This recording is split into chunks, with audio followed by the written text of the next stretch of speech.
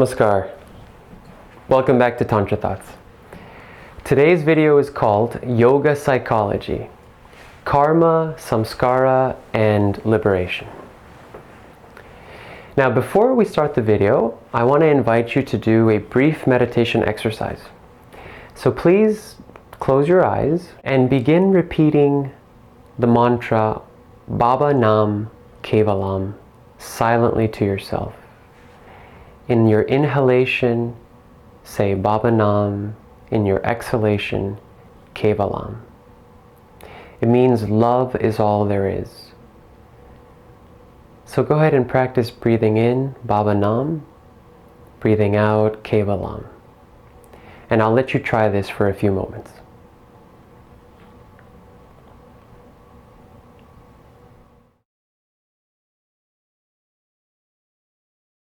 Now let's take a moment to deconstruct what was just happening there.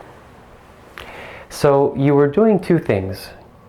You were repeating Baba Nam Kevalam, but as you were repeating Baba Nam Kevalam, did you notice that you were also aware of yourself repeating Baba Nam Kevalam?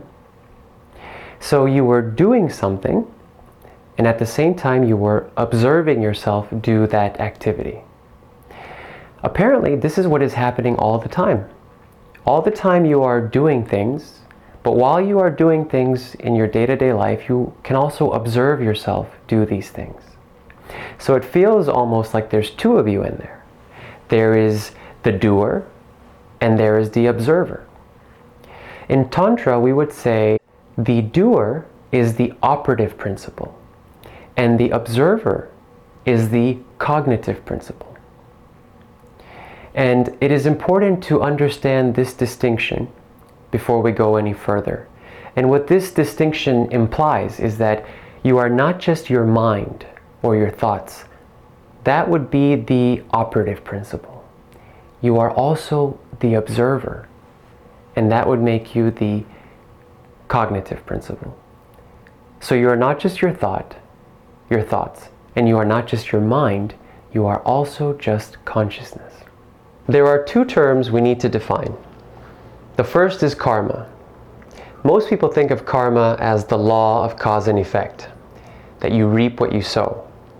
However, the word karma literally means action in Sanskrit. So it's not the whole cause and effect sequence, it is just the cause of the effect. So now think of all of the actions that you've ever done in your life, and think of all of the reactions to those actions. So for example, think of, as a kid, all of the times that you might have been yelled at, all of the times that your mother might have gotten upset with you over something small, kids in school picking on you, all of those actions that have occurred in your life, they have a reaction. And those reactions get stored in your mind as mental impressions. So for example, let's say one day you're at the movies with your partner and you're trying to decide what movie to watch. And suddenly, out of the blue, you start thinking about an ex-partner that cheated on you by taking somebody else to the movies 10 years ago. And you're like, whoa, how come this is coming back into my mind now, after 10 years? I thought I was over that. But apparently the mental impression is still there, and it comes out mysteriously, sometimes at random times. So these mental impressions are called samskaras in Sanskrit. The samskaras are the stored impressions that are left in your unconscious mind. So then, finally you and your partner decide on a movie that you're going to watch, but then you hear yourself saying, you know what, honey, actually, I don't feel like going to the movies. Let's just get a movie from the Red Box and watch it at home. So what has happened is that the samskara is there, and that the samskara is now running your life. It is making you do things. It basically still has power over you. Now, what I'm starting to describe might sound like a conversation that you might have with your therapist. You walk into your therapist's office and you say, I'm having all of these trust issues. Can you please help me? And they'll say, okay, Well, why don't you start by telling me when you first started noticing these issues? And now why don't you tell me a little bit about your parents? What was their relationship like? So what the psychologist is doing is trying to dig into your mind to find the initial action that created this issue that you're having. So they're looking for the karma that created the samskara. So as I said before, the accumulation of these samskaras starts to dictate your life. Swami Vivekananda once said that we are whatever we have done or thought in the past. And in the future, we will be whatever we are thinking or doing now. In Tantra, we believe that the samskaras, they don't even just go away once you die. Once you die, the samskaras in your mind, they still need to get expressed. So they find another body in order to express themselves, another medium for expression. So if in this lifetime you were doing meditation all of the time, then in your next life, you will want to find parents that also do meditation, or you will want to find the proper body that will get to meditation in the fastest way possible. If in this lifetime you were an alcoholic, then in your next life, you're going to be looking for the fastest way to get your next drink. So what happens then in reincarnation, in Tantra, according to Tantra, is that the soul doesn't reincarnate, because the soul is just the witnessing entity. What reincarnates are your samskaras via your mind. Your mind is the one that has all of these thoughts, all of these samskaras. It wants to find another medium of expression in order to express those samskaras. So at the end of your life, if your whole life you have been thinking about wanting to be famous, then in the very moment that you die, you are likely to still be thinking about wanting to get famous. You probably are not going to be thinking about God. So let's stop and reflect on a couple of points. Number one, you don't want to have your samskaras dictating your life. And number two, you don't want to die having accumulated so much samskara that then you have to come back into this planet and go through junior high school all over again. So I want to end this video by giving you a couple of tips on how you can burn samskara, as we say in Tantra. Number one is to practice meditation. So let's think about what's happening when you meditate. When you meditate, you are saying a mantra. So in other words, doing something with your mind. But as you say this mantra, you are observing yourself say the mantra. So in meditation, what starts to happen is that you begin to see the distinction between your mind and your soul. Because the mantra is the tool to get you to consciousness. It's the tool to get you to the observer in you.